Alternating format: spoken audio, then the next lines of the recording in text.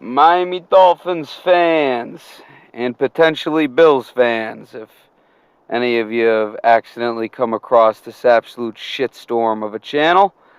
Um, I'm here with another preview, and yeah, fuck it. Just sitting in my car, figured I'd fucking pull out the laptop and fucking talk over it so fucking no one will ever hear it.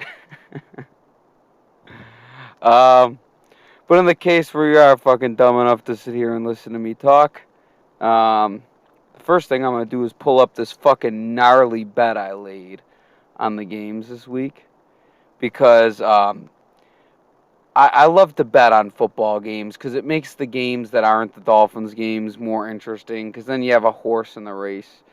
I've been fucking losing so far this season. I usually with bets, I mean, there's a reason these companies are so successful, and it's not because people win most of the time.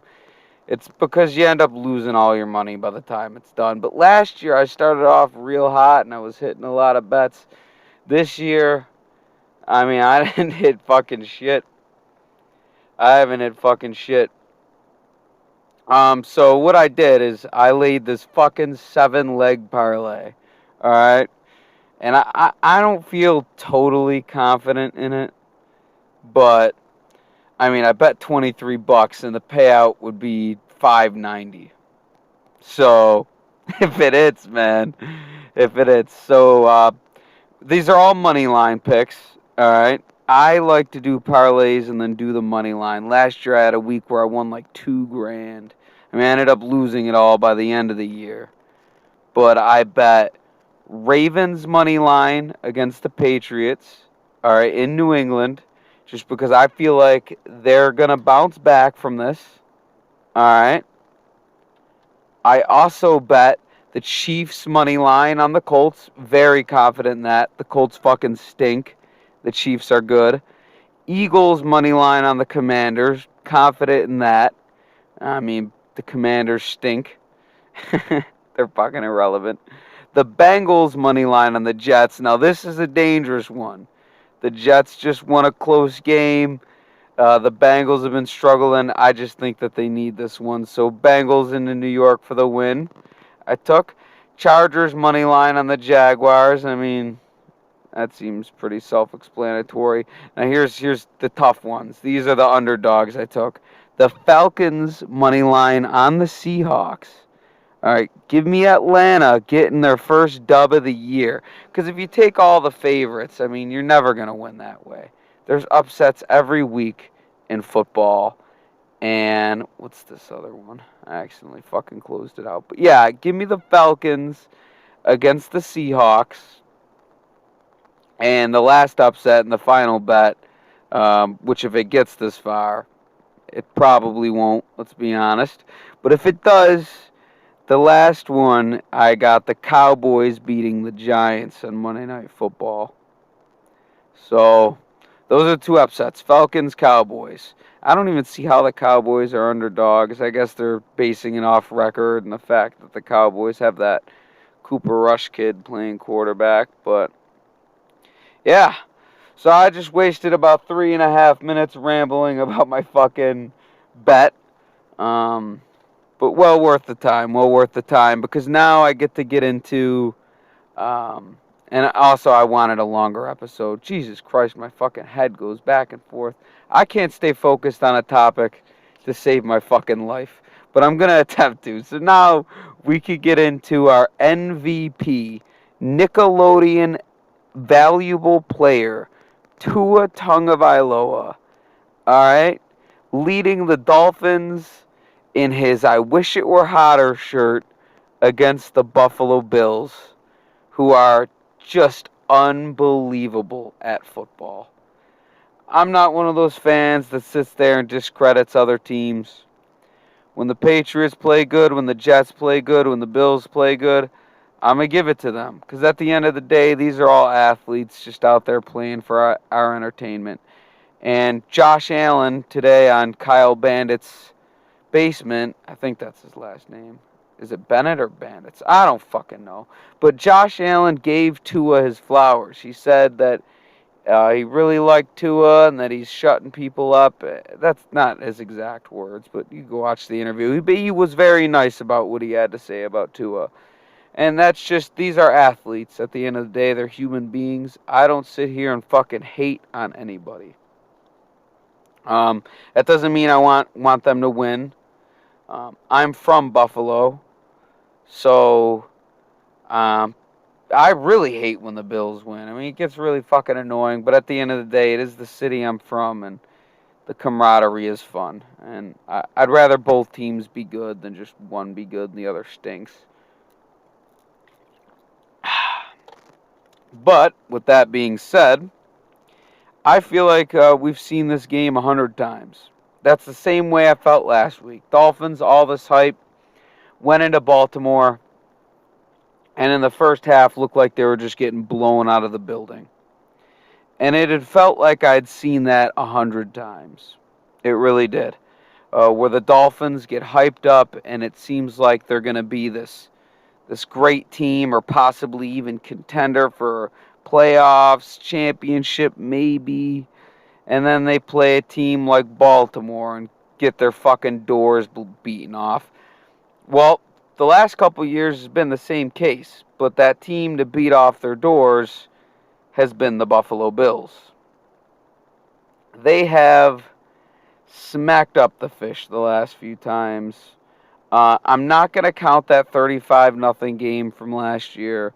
I know Allen he had a good game towards the end, but after Tua got hurt, it was just a shit show, and Brissett fucking sucks. I'll always hate Brissett. See, now I'm hating. I just said I'm not a hater, but I'm hating on Jacoby Brissett because he fucking stinks. Anyway. About to see him get smacked up tomorrow. Anyway, back to the subject at hand.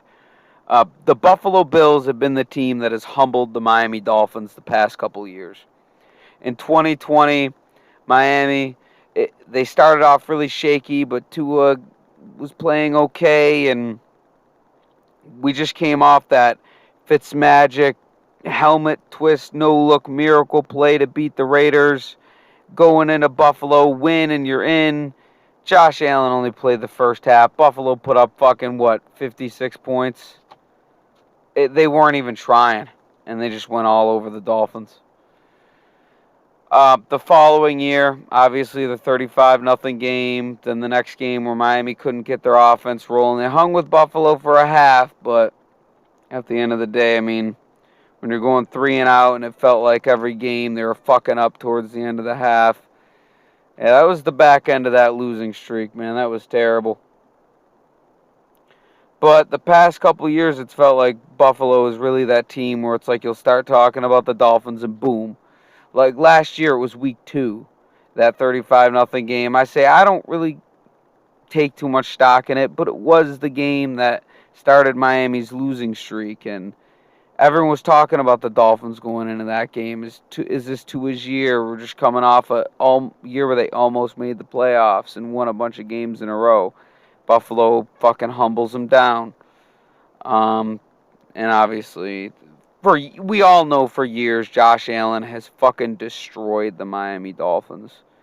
Just destroyed them. He's just so big, so fast, and strong.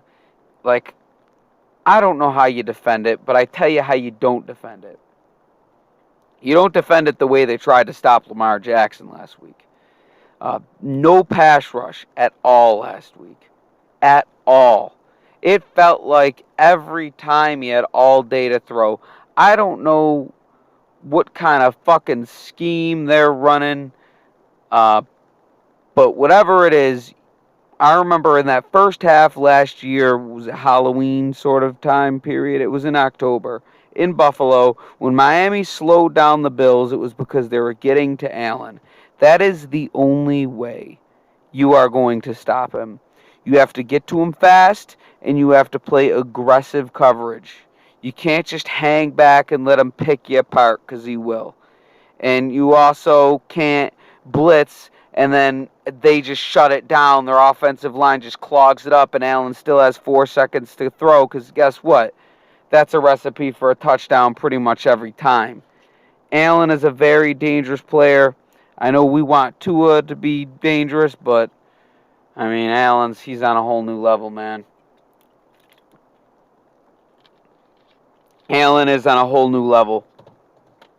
And he's shredded up the Dolphins. And not just the Dolphins, he shreds almost everyone. But he is stoppable. I know it seems right now like the Bills are unstoppable, and they are the best team, but they're stoppable. The Jaguars stopped them from scoring a single touchdown last year, and a lot of that had to do with that aggressive coverage and bringing the pressure and not having those plays where the pressure doesn't get there. The Dolphins have Jordan Phillips, Emmanuel Ogbah, Melvin Ingram. They got to figure this out. I don't know if it's cover zero is going to be the answer. I think you run that a couple times. I wouldn't run that all game. You definitely got to run it at times, especially on these third and fourth and short situations. Just go for it. Because at the end of the day, Buffalo's going to get their points. And you can't be scared of them getting their points because they're going to get them. Buffalo is probably not going to end this game below 30 points. And if they do, I'll be impressed. But I have a hard time seeing Buffalo ending this game below 30 points. Which brings the Miami offense into question. I've seen a lot of people try and discredit what Tua did last week by saying the receivers were wide open. Look, if you take away those two Hill touchdowns, because that's what they're referring to, the first one was not wide open, first of all. It was not. It was a great ball. The second one, yeah, it was busted coverage. But Tua still found him, and the ball hit him in the stride. But let's say they both were just busted coverage. Tua didn't even deserve them. Still 4 touchdowns and probably 380 yards or something. That's the reality of it. The reality of it is that Tua had his best game of his career last week. And I believe in Tua. I wanted him since college. But at the same time, this is just one game. As Dolphins fans, I was so happy to celebrate with everyone, and I love being on Twitter and the camaraderie of that exciting game. It was the best game I think I've ever seen. I'm a grown man getting hyped up. I need to put a cold, wet towel on my head because I overheated because I got so juiced up in that fourth quarter. And I'm sure if you're a real Dolphins fan, you definitely did. We all did. That was fucking crazy what Tua was able to do. It was something that we'd never seen before. And I've been watching since Feely, I believe, was the first quarterback when I started watching. So that was maybe 2006-ish. That's when I really started watching. Obviously, I was a kid, so I didn't really comprehend. So I'd say when I really started comprehending the game was when Henny was quarterback. And we've been through Henny, Pennington, Matt Moore. I love Matt Moore, man. Ryan Tannehill, Tyler Thigpen, Fitzpatrick. Mainly Tannehill has been the only one that's stuck. We have never seen a performance like that. So it's exciting, and it's promising, and it gets the juices going. But it is only one game. It is. It's got to happen again. I'm not saying he's got to throw 6 touchdowns this game, but he's going to have to. Look, if Miami loses, I'm not going to be that upset because I expect them to lose this game. Even as a Dolphins fan, I know we're all excited. Just don't get humiliated, and I will come onto this microphone Sunday night happy like a pig in shit. Because I'm so sick of seeing this team, of getting excited for a big game on a Sunday when it looks like this team is just about to break the bubble. They're just pushing at the wall. It looks like it's about to come down. They're about to be a good team. and Josh Allen and the Bills just flatten them. It stinks, and it stinks as a Dolphins fan in Buffalo, and it stinks as a Dolphins fan in general, because we take so much time getting excited and thinking this is finally the year where the team becomes a good football team. And once again, we're in that position, Dolphins fans. Once again, we are on the cusp of being a really good football team. Potentially a Super Bowl contending football team. After week 2, my concern transfers from the offense to the defense. I need to see them not stop Josh Allen, but slow him down. 30 points or less, I'll say that's a successful day for the defense.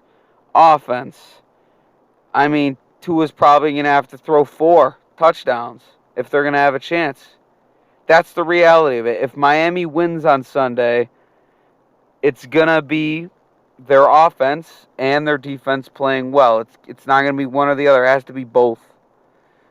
Because Tua's not going to throw 6 touchdowns 2 weeks in a row. And if he does, I mean, that'd be amazing. But this Bills defense ain't that Ravens defense. I watched that Bills-Titans game on Monday night, and let me tell you, it's not so much that they stop you every play, because you get your plays on Buffalo.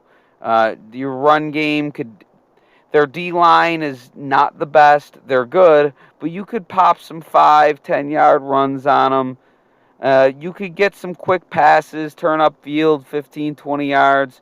But when they get you, man, they hit hard. That defense hits hard. They pick you up. They fucking slam you on the ground. They put their fucking arms into you while you're down. They hit hard, and they let you know they're there.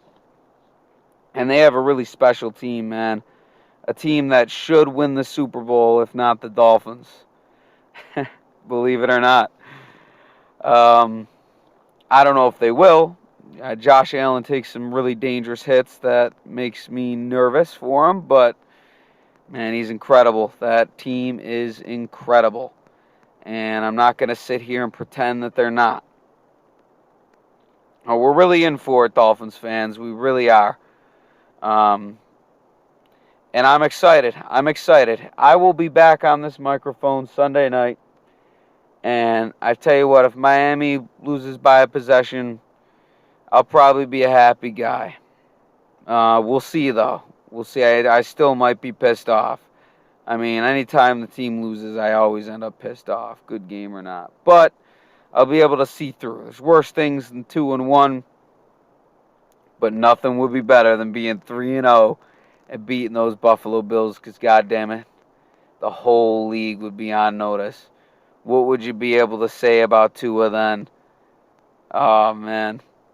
I'm not going to try and think about it too much, because then I'm going to get too excited just to be let down. I hope you guys aren't as pessimistic as I am, but that's what this team is made of, most of us. And you know what? I'm just going to root for my team. Whatever fucking happens, happens. Anyway, I've let this shit run for 18 and a half minutes, which is the longest I've ever fucking sat here and spoke to a microphone. For no one to ever fucking hear it.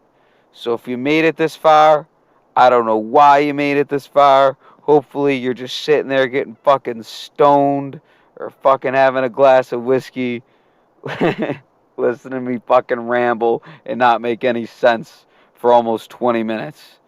But that's it. I will be back on Sunday. Fuck off.